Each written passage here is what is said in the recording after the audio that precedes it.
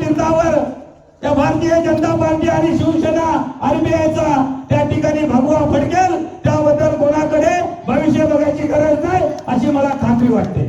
आणि म्हणून मी या ठिकाणी कार्यकर्त्यांना या ठिकाणी नम्रपणे सांगणार आहे, मित्रांनो, आपण अनेक वर्ष काम करताय. कोण 10 वर्ष सरपंच आहे, कोण 15 वर्ष सरपंच आहे, कोण सदस्य आहे. त्याचं सगळं काम आता आपल्याला या ठिकाणी करायचं आहे. ज्या वेळेला ग्रामपंचायत निवडणूक असते त्यावेळेला आमचा कार्यकर्ता रात्र रात्र झोपत नाही. मग तो यादी घेतो, माझे मतदार कुठे आहेत, पालीला आहेत का, पेणला आहेत का, कर्नाटकला गेलेत का, आणि मग एक एक मत त्या ठिकाणी शोधून आणतो आणि त्या मताच्या जोरावर तो ग्रामपंचायत सदस्य होतो, सरपंच होतो. तशा पद्धतीचं काम आपल्याला ह्या वेळेला करावं लागणार आहे. विकासाचा मुद्दा आपण जर बघितला तर मी तुम्हाला खात्रीने सांगेन का या रायगड जिल्ह्यामध्ये नव्हे तर कुठल्याही जिल्ह्यामध्ये जा, या रायगडमध्ये आम्ही उपाध्यक्ष असताना, नरेश पाटील सभापती असताना आज आम्ही प्रत्येक गावामध्ये जातोय. लोक त्या ठिकाणी आमचं स्वागत करतायत का नाही, ही आमची माणसं आहेत, ही कामाची माणसं आहेत, आम्ही तुमच्याच पाठीशी आहेत. एवढा प्रतिसाद लोकांचा त्या ठिकाणी पाहायला मिळतोय. त्याचं कारण एकच का आम्ही केलेली कामं. आज या ठिकाणी पाण्याच्या वॉटर स्कीम असतील, रस्ते असतील, सभामंडप असतील. मला वाटतं या अक्कलगाव जिल्हा परिषदेमध्ये कुठल्याही गावामध्ये जा, त्या ठिकाणी गावाच्या बाहेर तुम्हाला पाण्याची टाकी मिळेल. म्हणजे एवढं भरीव काम आम्ही त्या वेळेला केले.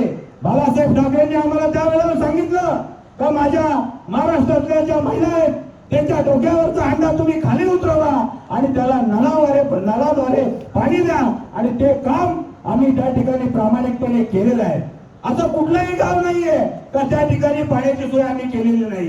आता विरोधक त्या ठिकाणी वेगवेगळ्या वर्गांना करतायत, विकासाचा त्या ठिकाणी आमिष दाखवतायत.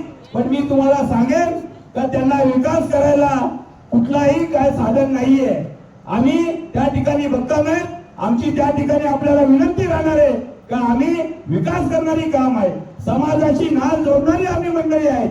आज आम्ही लोकांच्या सुखात दुःखात जातोय, आम्ही लोकांमध्ये आहे. पण कधी 10 वर्षामध्ये लोकांच्या दरवाजात गेले नव्हते, ते आता लोकांना मुजरा करताय. कशासाठी तर मतांसाठी करताय. आणि या मतदारसंघातली लोक शून्य आहेत. त्यांना माहिती आहे का आमच्याकडे कोण येतो. आमच्याकडे रात्री फोन आला, ऍक्सिडेंट झाला, दुर्घटना घडली का आमचे नेते आम्ही त्या ठिकाणी रात्रीचा दिवस न बघता त्या ठिकाणी हजर राहतो का आमची नाल त्या समाजाशी जोडलेली आहे. आम्ही समाजासाठी काहीतरी केलं पाहिजे हे आम्ही त्या ठिकाणी ठरवलेले आहे आणि ते आम्ही करतोय.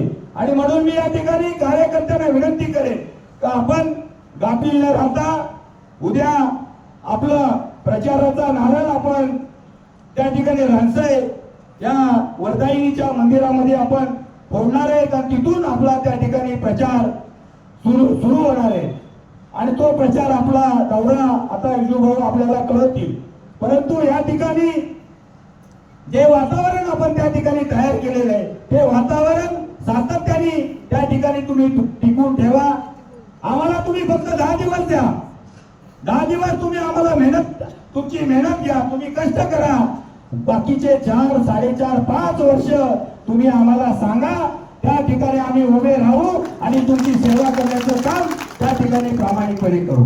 मित्रांनो, आपल्याला कल्पना आहे आज आम्ही दोन्ही उमेदवार अनेक वर्ष आम्ही राजकीय जीवनामध्ये काम करत असताना भाई शिंदे 25 वर्षापूर्वीचा भाई शिंदे तो त्यावेळेचा पण भाई शिंदे तसाच आहे आणि आजही भाई शिंदे तसाच आहे. भाई शिंदेमध्ये काही बदल झाला नाही, कुठेही गड्डा आला नाही, कुठेही चेन आली नाही. भाई शिंदे आहे तसाच आहे आणि भविष्यामध्ये भाई शिंदे या जनतेची सेवा करायला आहे त्याच पद्धतीमध्ये राहणार आहे. हा शब्द मी आपल्याला या ठिकाणी देईन. म्हणून मित्रांनो, या ठिकाणी मी पुन्हा एकदा आपल्याला विनंती करणार आहे का ही निवडणूक अतिशय अतितातडीची निवडणूक आहे.